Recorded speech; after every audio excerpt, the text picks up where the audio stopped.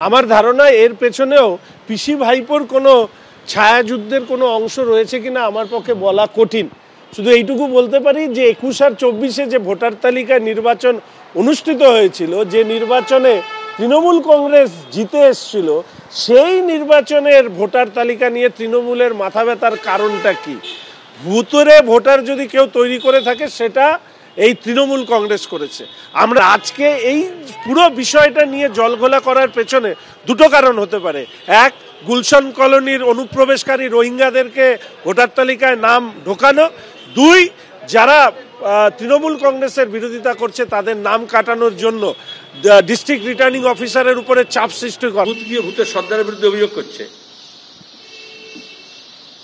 আমরা গত এক দশক ধরে বলে আসছি পশ্চিমবঙ্গে নির্বাচন হচ্ছে না কোনো ক্ষেত্রেই, রাজ্য নির্বাচন কমিশনের হোক, কেন্দ্র নির্বাচন কমিশনের হোক, একটা পুরসভা নির্বাচন হোক, পঞ্চায়েতের নির্বাচন হোক, বা একটা কোঅপারেটিভ নির্বাচন হোক, একটা স্কুল কমিটির নির্বাচন হোক, একটা কলেজের নির্বাচন হোক, কোনো নির্বাচিত সংস্থা নেই শিক্ষা প্রতিষ্ঠানগুলোতে। উত্তরপ্রদেশে এই কাজটা বিজেপি করেছে এবং গোটা দেশের নির্বাচন কমিশনকে দখল করেছে বিজেপি, নিজের মনোমতো লোককে বসিয়ে। মমতা ব্যানার্জি তার আগে রাজ্য নির্বাচন কমিশনকে তাই করেছে। ভোটার লিস্ট তৈরি করে কে? কেন্দ্র এবং রাজ্য সরকারের অ্যাডমিনিস্ট্রেটিভ যে স্টাফ আছে তারা মিলিতভাবে। তাহলে সেখানে ভূতটা ঢুকলো কোত্থেকে? জেলায় জেলায় ভুতুরে ভোটার, আর তারই সেই ভুতুরে ভোটার খুঁজতে আসরে নামলো তৃণমূল। একেবারে জোর তৎপরতা। প্রথমে হলো কোর কমিটির বৈঠক এবং তারপর চাপ বাড়াতে নির্বাচন কমিশনে গেল তৃণমূল। তৃণমূলের বিশেষ প্রতিনিধি দল তারা গেল নির্বাচন কমিশনে।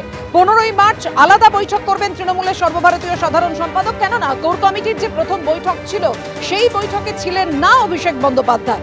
ভুতুরে ভোটার খুঁজতে এই বৈঠকের পর নির্বাচন কমিশনে গেল তৃণমূল। সিও দপ্তরে সুব্রত বক্সী, অরূপ বিশ্বাস, ফিরাদ হাকিম এবং চন্দ্রিমা ভট্টাচার্য।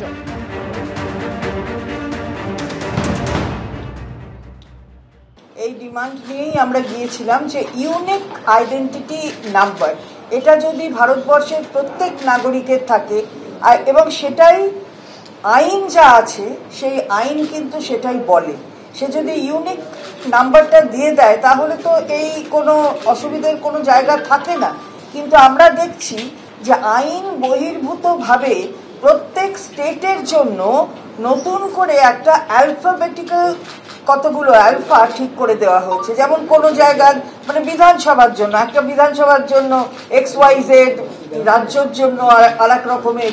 এই যে অ্যালফা ঠিক করে দেওয়া, এটা কিন্তু রুল বলে না। সুতরাং রুলের বিয়ন্ডে গিয়ে এটা নির্বাচন কমিশন করেছে।